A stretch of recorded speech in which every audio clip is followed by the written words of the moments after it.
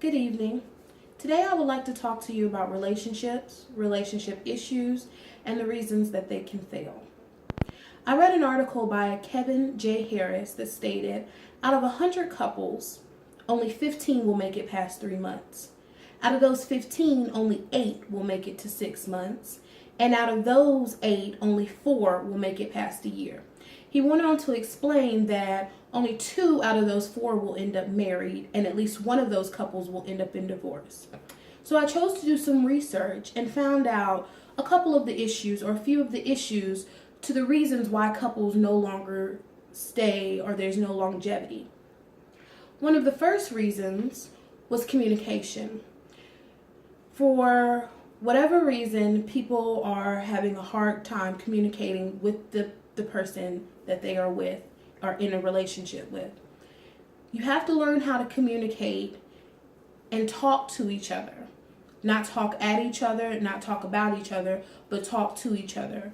You also have to learn how to listen and then how to speak. Listening involves you actually hearing and accepting what the person is saying. And speaking, that can depend on your tone. Your tone can change the entire way a conversation can go. Another issue is technology. While technology is a wonderful thing, it has created a wedge in between not just most couples, but just in between people in general. You now have Instagram, you have Snapchat, you have Facebook, you have all of these ways to connect with people around the entire world, but you forget that there's a person sitting right next to you that you also need to connect with. And when they're starving for that communication between the two of you, it can cause a rift, and eventually it will draw the two of you apart.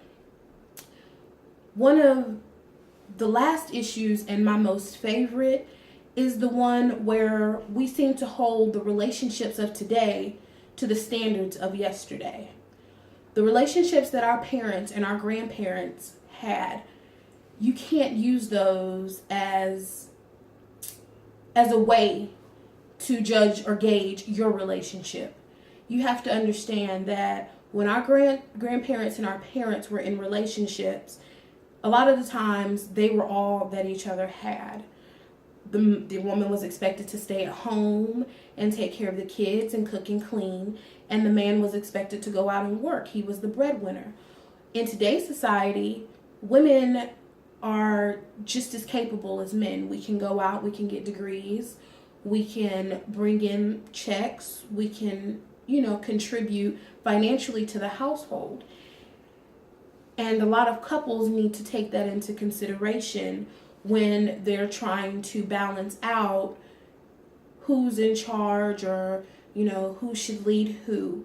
It's detrimental to the relationship that you find at equilibrium.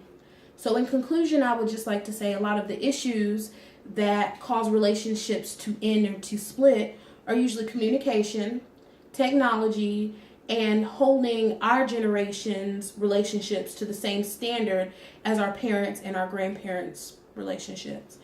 Just remember, society is different today. Women work. Women don't just stay at home and cook and clean. Men are just as capable of staying at home with children as the women. You just got to find that equilibrium in your relationship. Communication. Learn how to communicate with your spouse and with your partner and not talk just at them, but with them. Hear them as well as be heard. And then just remember that every now and again, put the phone down, put it to the side, talk to the person that's sitting right next to you, ask them how their day was.